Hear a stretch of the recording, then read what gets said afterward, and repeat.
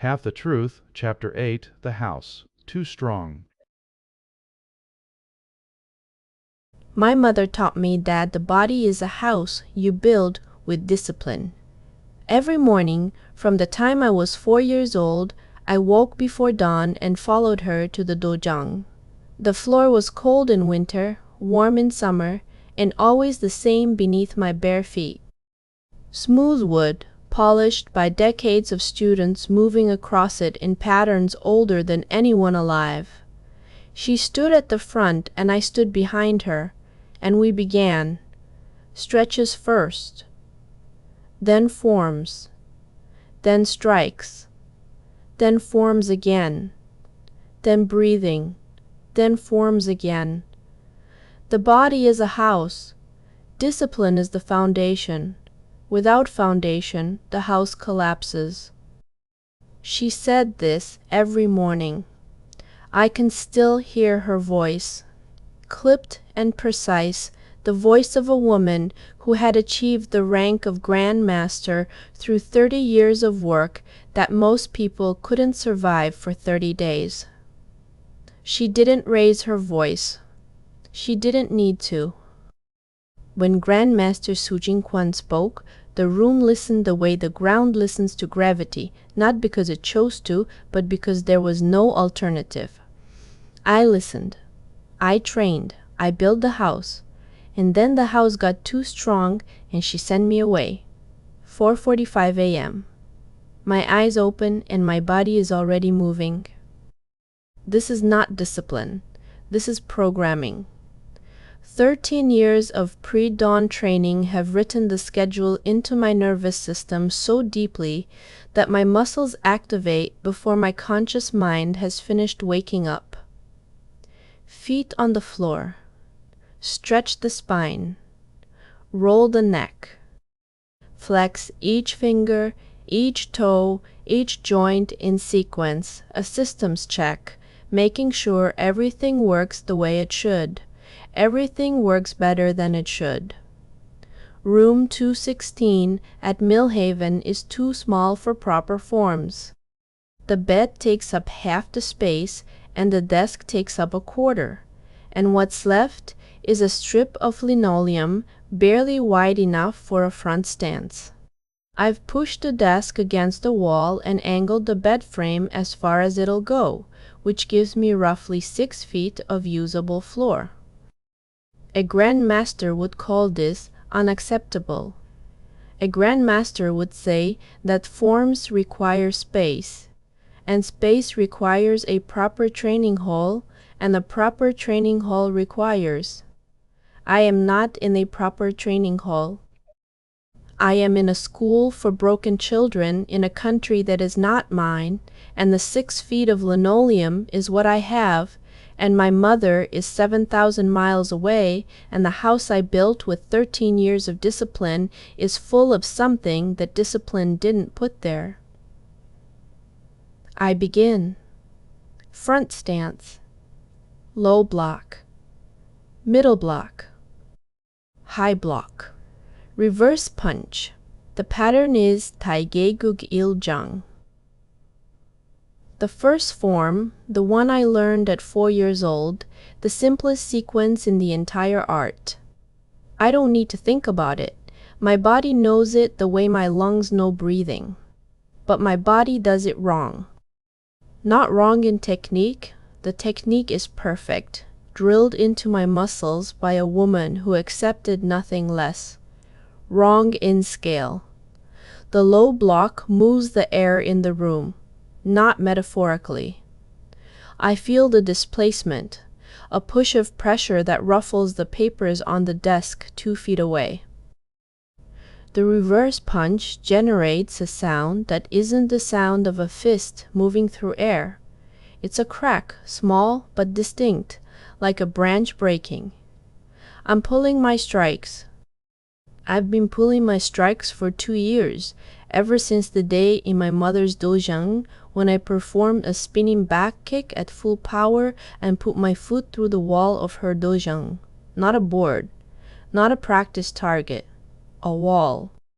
Timber and plaster that had stood for 40 years, and my foot went through it like it was paper. The sound was enormous. The dust cloud filled the training hall. My mother stood in the settling debris and looked at the hole in her wall and looked at me, and her face did something I'd never seen it do. She was afraid.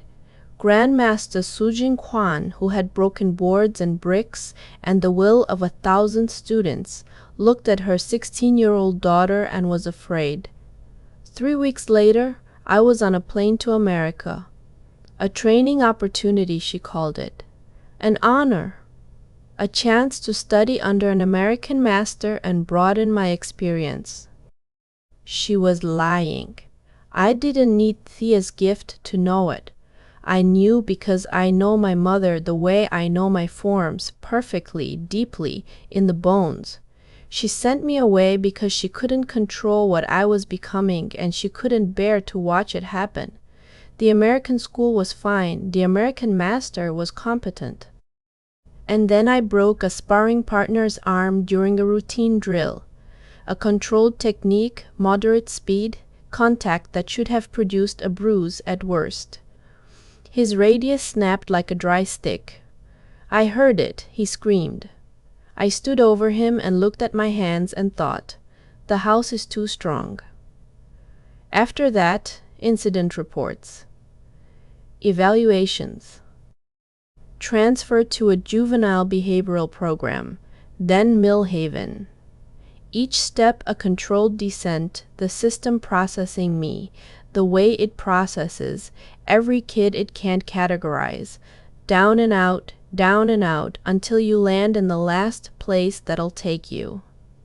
I finish the form. The air in my room is still vibrating from the reverse punch. I stand in the 6 feet of linoleum, and I breathe, and I hold everything inside, and I think about my mother's face in the settling dust. Control. Control is everything. Without control, I am a weapon. With control, I am a person. The basement gym is my church. I come here every morning at 5:15, before the building wakes up, before the cafeteria opens, before anyone is in the hallways, to see me descend the stairs with the focused purpose of a person performing a ritual. The room is small and sad. A converted storage space with a cracked mirror on one wall, a treadmill that makes alarming sounds above 6 miles per hour, a rack of dumbbells that stops at 50 pounds, and a weight bench with a bar and a collection of plates that totals maybe 300 pounds. 300 pounds is nothing.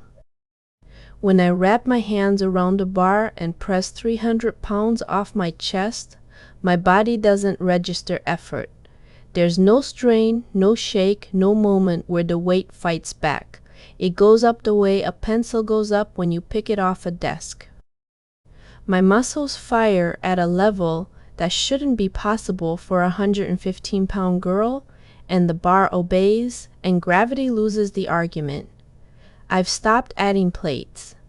I don't think I have a limit, which is the terrifying part, but the bench isn't rated for more than 400, and I can't afford to break another piece of equipment.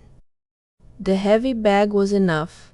The chain is still hanging from the ceiling bracket, the bottom link sheared clean, where my foot connected with more force than I intended, more force than I know how to measure, more force than any human foot should be able to generate. I replaced the bag with shadow sparring, forms in the mirror. Controlled sequences at controlled speeds with controlled power, every movement a negotiation between what my body wants to do and what I allow it to do. This morning, the negotiation is harder than usual. I don't know why. Some days the power is quiet, present, but contained, the furnace banked, the engine idling. Other days it pushes. It surges beneath my skin like a tide, pressing against the walls I've built around it, testing the structure. Today is a pushing day.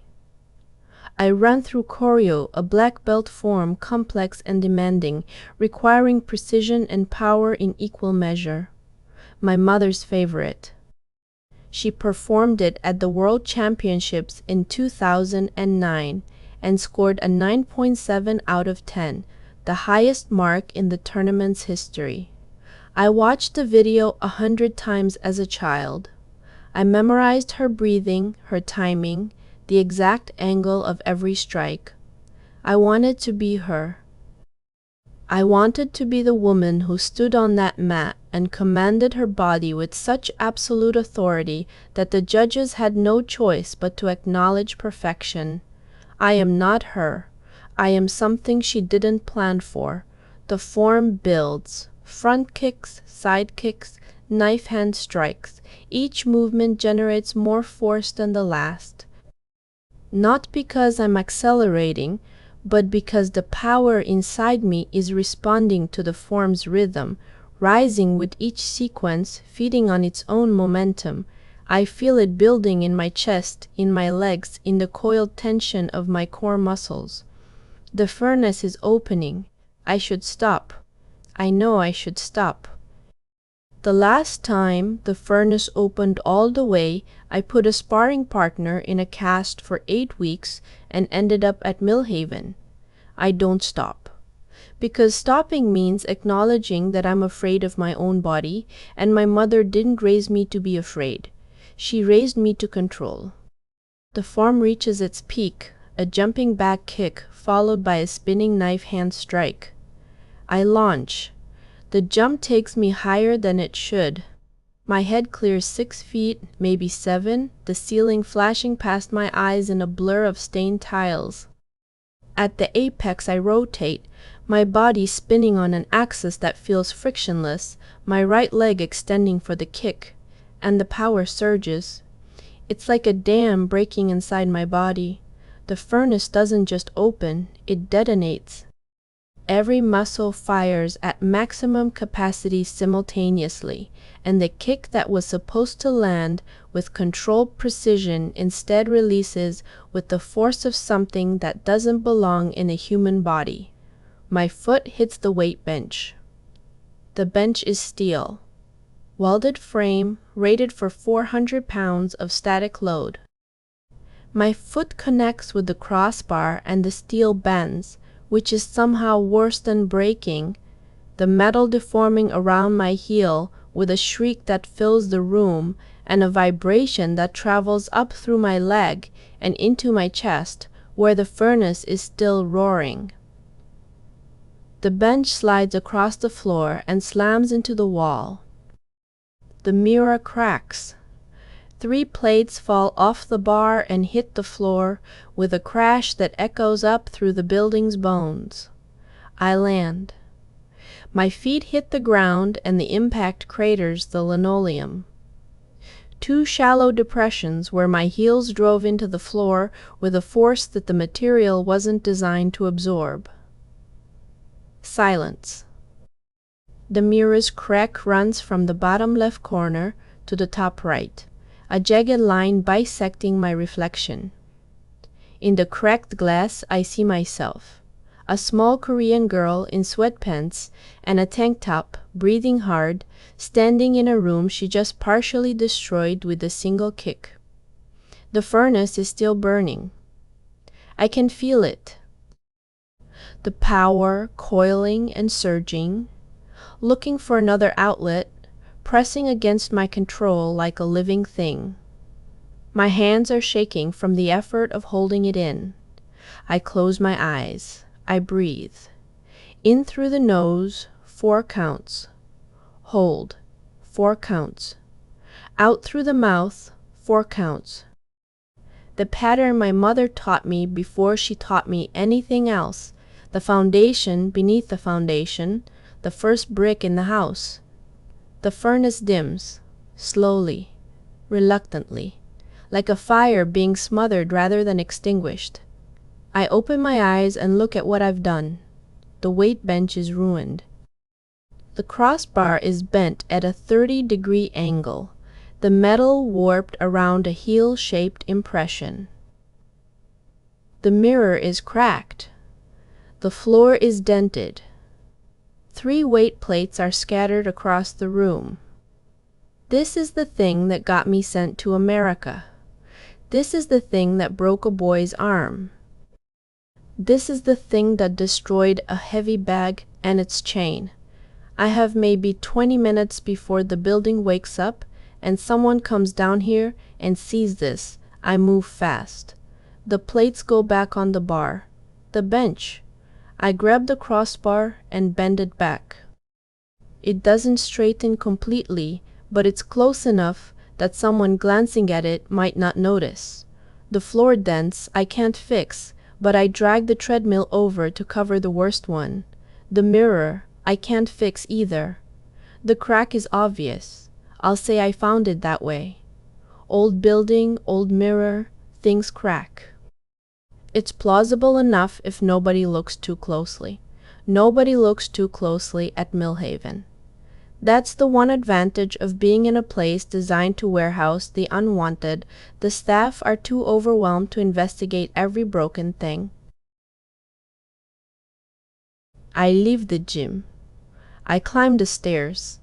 I walk to the cafeteria and get a tray and sit at the table where Thea and Cole and Kai are already eating, and I say nothing about the bent bench or the cracked mirror or the dents in the floor. Thea knows. She doesn't say it. She doesn't even look at me differently, but I've spent enough time around her to understand that Thea Cross doesn't need words to communicate. She reads the room, literally, supernaturally reads it, and what she reads in me this morning is that the house nearly came down. I can tell she knows because she does something she's never done before. She gives me space. She angles her body away slightly, directs the conversation toward Kai and Cole, creates a bubble of low attention around my seat at the table. She's protecting me from scrutiny the way Cole's shadows protect him, not by hiding me, but by redirecting focus. It's such a precise, thoughtful act of care that something in my chest hurts. Kai is talking about the school's network security, which is apparently a source of ongoing personal offense to him. Cole is listening in that way he has, hood up, eyes down, absorbing everything, contributing nothing, until the moment his contribution matters. The shadows under the table are calm. The morning light from the cafeteria windows doesn't reach our corner. This is the strangest thing that's ever happened to me, and my life includes putting my foot through the wall of a dojang. I have a group, people who sit with me at meals and include me in conversations and know, at least partially, what I am. People who carry the same thread, the same impossible frequency that Thea sees humming beneath everything else. I have never had a group. In Korea, I had my mother and the dojang and a discipline that left no room for friends. In America, I had incident reports and transfer paperwork and the careful distance that institutions maintain with their most dangerous residents. Now I have a table in a cafeteria where the eggs are powder and the toast is a suggestion, and a boy made of shadows sits next to a girl who sees auras next to a boy whose mind lives in machines. And me, the girl who breaks things. Yuna. I look up. Thea is watching me. The others have moved on to a different conversation, Kai asking Cole about whether shadows have weight, Cole looking genuinely uncertain, and Thea has used the moment to turn her attention fully to me. The gym. She says quietly. My jaw tightens. Of course she knows. She probably felt it happen from her room 3 floors up. The surge of my aura, the spike of power, the aftermath of fear and self-disgust that I've been holding at arm's length since I climbed the stairs. I handled it, I say. I know you did.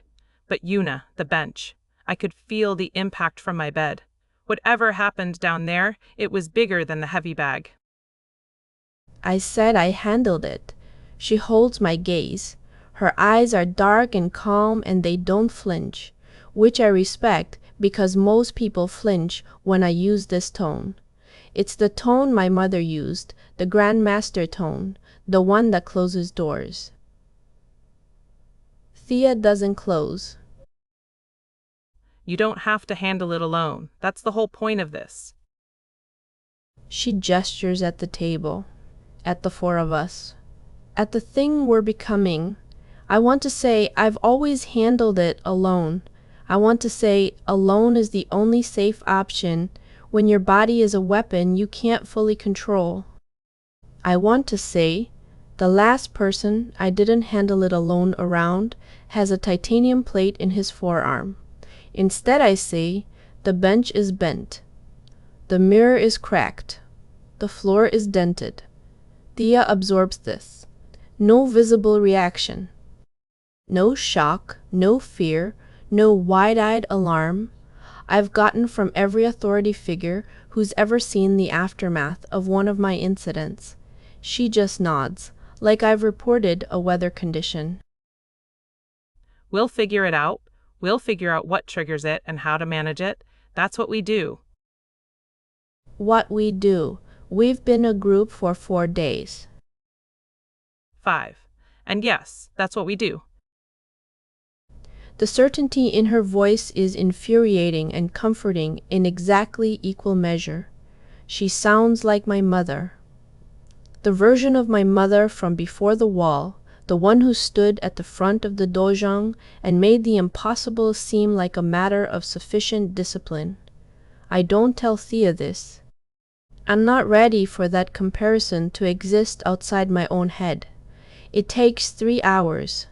I'm in Grace's English class, trying to focus on a discussion about symbolism in a book I haven't read, when I feel it. Not with Thea's gift, but with the ordinary human sense of knowing when something you've been dreading has arrived. A vibration in the floor. Footsteps descending to the basement.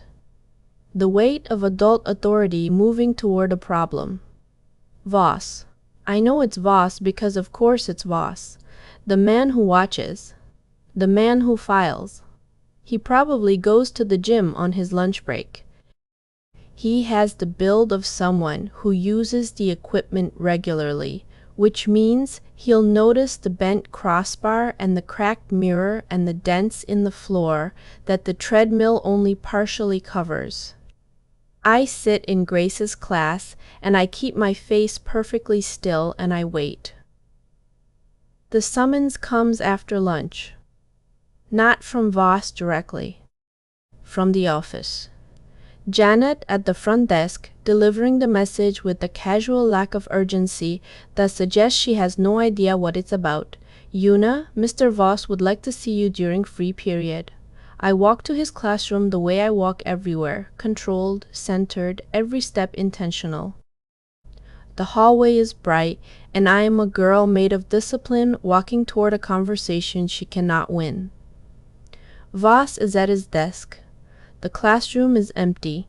He's sitting with his arms folded, his default position for serious conversations, according to Cole, and his face has the expression of a man looking at a math problem that doesn't balance. Sit down, Una. I sit. The chair is small and made of plastic, and I lower myself into it with a precision that is entirely unconscious and entirely the product of 13 years of being taught that how you occupy space matters. Do you use the basement gym? Lie or truth? The calculation takes less than a second. Yes. In the mornings, before breakfast. Were you there this morning? Yes. He nods, not surprised, confirming he already knew. He's asking to see if I'll lie, and I won't, because my mother didn't raise a liar. She raised a lot of complicated things, but not that. The weight bench is damaged. The crossbar is bent. The mirror has a new crack, and there are dents in the floor that weren't there yesterday. Wait. He pauses. Do you know anything about that? Here is where truth and lie negotiate. I was doing forms. I'm a martial artist. Taekwondo. I've been training since I was 4. The bench was in my way and I kicked it to move it. I misjudged the force. I'm sorry about the damage. Voss listens. His expression doesn't change, which tells me he's processing rather than reacting. He's a processor. Everything goes through the equation before it comes out the other side. You kicked a steel weight bench and bent the crossbar. Yes. The crossbar is quarter-inch welded steel. I'm aware. He watches me. Those gray eyes doing the thing Cole described, the assessment, the filing, the movement from one mental category to another. He's looking at a 115-pound girl who just told him she bent a steel bar with her foot and the equation isn't balancing. Your file mentions incidents at your previous placement, damage to property, an injury to another student during physical activity. The knot over my heart tightens. The boy with the broken arm. He was 17 and he cried, and I stood over him and felt the furnace receding and the horror rising, and I thought, the house is too strong. That was an accident, I say. This morning was an accident? Yes. Una. He leans forward, not threatening. Concerned, which is almost worse. Threatening, I know how to handle. Concern requires vulnerability, and vulnerability requires trust, and trust requires. I'm a trained martial artist, and my voice comes out steadier than I feel. I've been training for 13 years under a 9th Dan Grand Master. I'm stronger than I look. The bench was old and the metal was probably fatigued. I'm sorry about the damage, and I'll be more careful. He holds my gaze for 3 seconds. 5, 7. I hold his back because I am my mother's daughter and we do not look away first. The gym is off limits until I can assess the equipment. If you need a space to train, talk to Grace about using the courtyard during free period. Una. Yes? Be careful. Whatever your training involves, this building isn't built for it. I nod. I stand. I leave his classroom and walk down the bright hallway, and my heart is hammering at a rate that my discipline can't override because Gerald Voss just added a new data point to his file on us, and this one is heavier than a boy who sits with shadows or a girl who showed up at Millhaven with no family. This one involves property damage and a steel bar bent by a teenager's foot. I tell them because Thea was right. The point of this, the whole fragile scaffolding of the thing we're building, is that we don't handle it alone. And right now Voss is in his office adding bent steel to his growing file of observations about the 4 of us, and they need to know. Cole's Corner. Evening. The shadow curtain drawn around us while the common room churns. He asked if I kicked the bench. I told him yes. I told him I misjudged the force. Did he believe you? He believed that I kicked it. He didn't believe that's the whole story. He's got my file from the last placement. He's connecting dots. Cole is very still. The shadows in the corner have thickened, not reaching, not agitated, but dense. Alert. First me, now you. He pulled me aside last week about the group. Now he's pulling you aside about the gym. He's building something. A case. That's what teachers do when they think there's a problem. They document, they build a pattern, and when the pattern is thick enough, they escalate. To Leo. The name hangs in the air. Leo, whose encrypted archive sits on a server in the basement. Leo, whose aura burns with conviction and fear. Leo, who might be the one person in this building who could hear the truth about us and not reach for a phone to call someone with a straitjacket. Or he might not. We don't know. That's the problem with secrets. You never know who can hold them until you've already let go. We slow down. No more gym incidents. No more sitting together at every meal. We're drawing a pattern for Voss, and we need to blur it. You want us to stop being seen together? He says. I hear the resistance in his voice. He's the one who pushed for cards on the table. Walking it back feels wrong to him. No, I want us to stop being only seen together. Sit with other people sometimes. Go to the common room separately. Make it look like we have normal social lives that happen to include each other, not a closed group that excludes everyone else. She's right. The tighter we look, the more attention we draw. We need to be a coincidence, not a conspiracy. Nobody speaks for a moment. We are not a coincidence, but we need to look like one. Kai sighs. His fingers drum the arm of his wheelchair, a staccato pattern that sounds like impatience, but that I'm learning is actually processing. His mind runs at speeds that his body can't match, and the drumming is the overflow valve. Fine. Publicly, we're casual friends. Privately, we keep meeting, but we need a better location than the common room. Voss walks through here every night. The library. After 4. Nobody uses it. The library has windows facing the courtyard. Anyone outside can see in. Stairwells. We all look at him. The shadow in the corner stretches slightly, as if emphasizing his point. The south stairwell landing. The light is out. Nobody uses it, and I can. He pauses. The shadow moves another inch. I can make it darker. He says this like he's admitting something embarrassing rather than demonstrating a supernatural ability.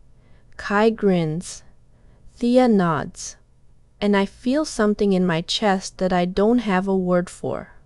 My mother taught me that the body is a house you build with discipline.